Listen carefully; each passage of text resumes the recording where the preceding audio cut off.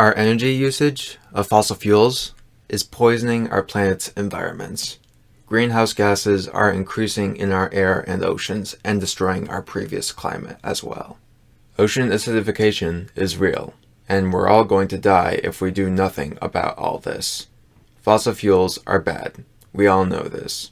Solar and wind power can be very handy, but today I'll talk about nuclear power. Nuclear power has no greenhouse gas emissions. All that gas you see pluming out of those atomic power plants, that's steam, water. It's completely safe. Nuclear plants need hundreds of times less land area than wind plants to produce the same amount of energy or even more. And nuclear power actually produces a lot less waste than you would think, and we're learning how to recycle, reprocess, and reuse burnt fuel waste.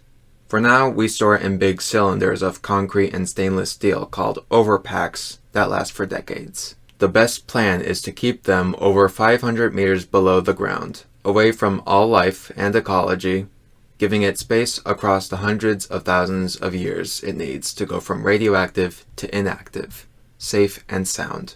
Being able to switch to nuclear electricity starting in large population centers like New York, LA, Paris, London, Mumbai, it would be a global society powered by nuclear electricity until we can switch to wind and solar for everything.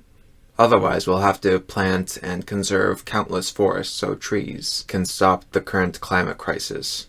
The course I advise is both nuclear power and planting trees, but American culture is hesitant on the thought of widespread nuclear power.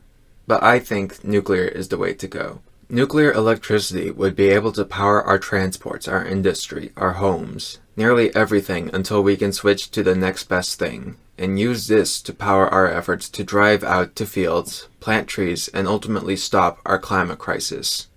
Better yet, we can use this electricity to power machines to filter and rip away toxic fumes and cleanse our air and waters. So, a perfect solution? No, of course not. But for a temporary means, I recommend and advocate for this course of action until we can have the resources to go on wind and solar energy sustainably for the long-term future. Just my opinion, based off what I know. Feel free to comment below, like, dislike, subscribe, share, check my Patreon, donate if you can. It all helps. And I'll see you next time. Take care.